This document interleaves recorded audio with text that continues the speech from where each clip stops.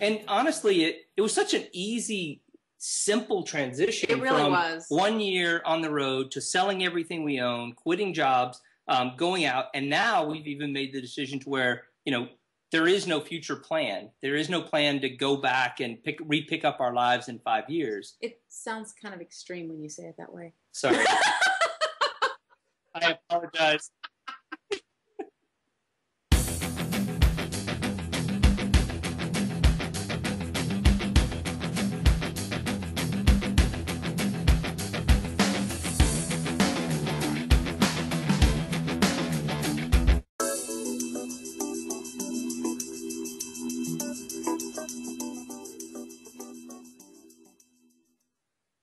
It looks like soda, but it is actually Trappist beer made here in Belgium. It is called Chimay, and it is excellent. And it's 9% alcohol, so it's a 9% beer.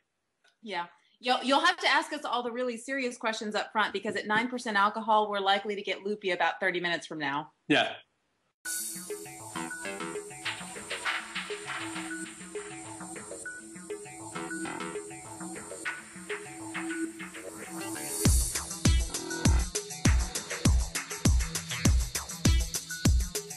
They are now living a new script, writing fresh scenes every day, and they're living their life of their dreams in exotic locations all over the world.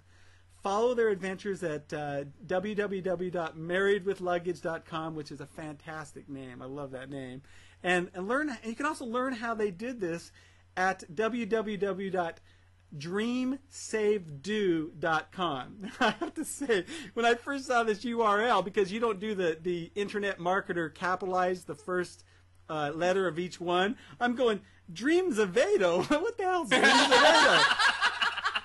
Your lives are an open book for us. So you've documented your expenditures, so we know how much booze you guys are sucking back and everything every month.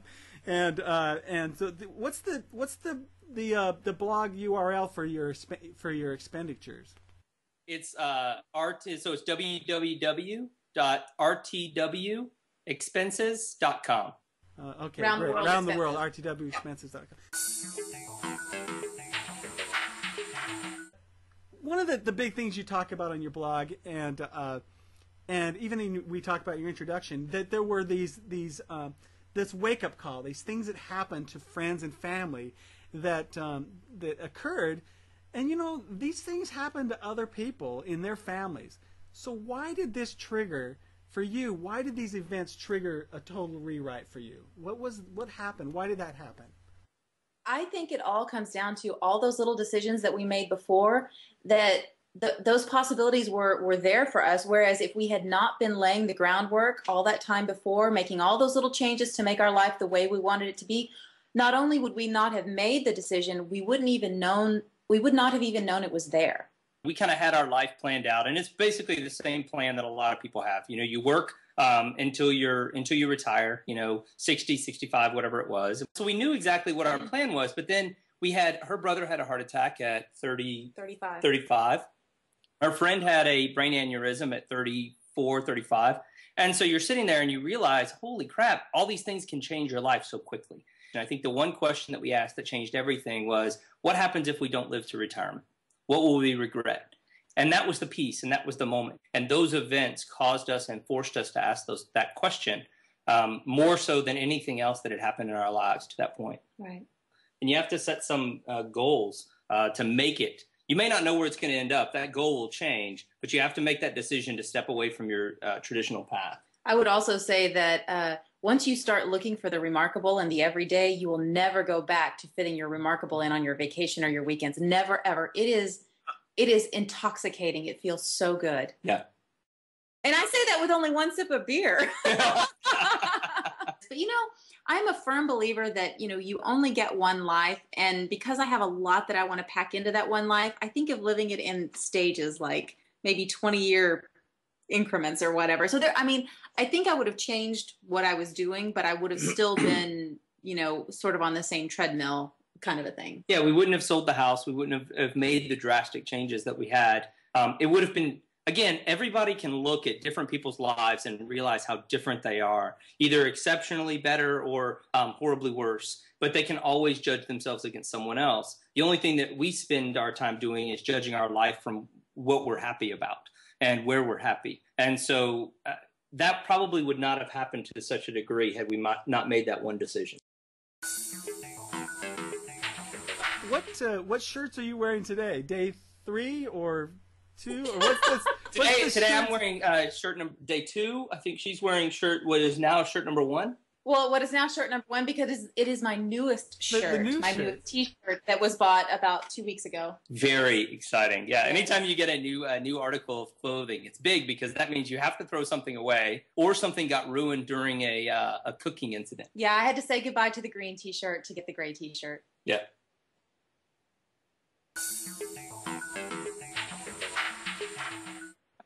Actually, it is a little bit hard for me. There are times, like for instance, today I put makeup on and things like that. Every once in a while I want to do something that makes me, maybe a little bit more girly. But I have to say the trade-off,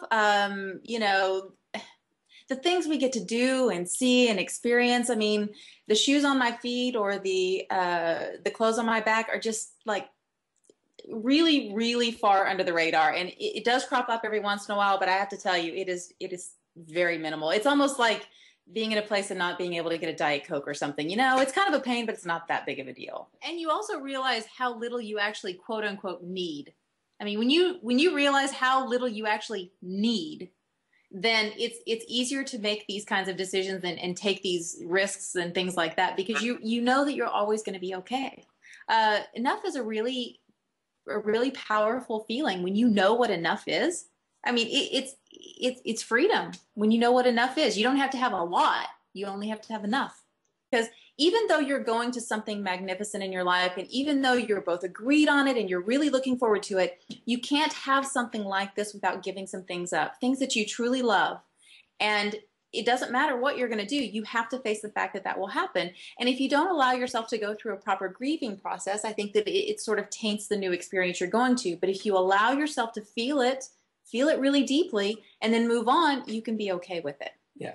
Some guy going through a midlife crisis traveling around the world, and it was very difficult, but I think the problem was that you put your finger on it, which was I identified myself first and foremost always with my career, and somewhere secondarily as husband of Betsy and down the list. But for me, it was always the career, and it had been for 20 years. And so the idea of walking away from that and not knowing who I would be afterwards, really scared the hell out of me. And it was something that I had 25 months to think about. And so, but what happened was over time, I became more and more comfortable with the idea that this dream was far bigger than my career. It was far bigger and it would define me better. I just know that I can't define myself by my career anymore because the day I left, September 30th, 2010 at 2:30 in the afternoon, was the moment I left my career. And 30 minutes later, I didn't think about it. We turn into like those crazy soapbox people that you see on the corners holding signs in the cities because once you start living this way, you feel so good. And you just think, I want you to have some of this. And so you become sort of like this crazy evangelical person about the idea of living your dream because you just know how good it feels and you want everyone to have it. And I think when someone's maybe not ready for it, they sort of think we're weird, but that's okay. Yeah. Well, I made an update on Facebook just the other day and said, here it is in the evening. There's some James Taylor crooning in the background. I'm having a nice glass of wine. Warren's in the kitchen making an amazing dinner. We could be anywhere in the world right now, and this would be a perfect night. So granted, we're in Brussels and it's fabulous. And we're house sitting in a beautiful, beautiful home. But we could have been anywhere and it would have been a fantastic evening. Yeah.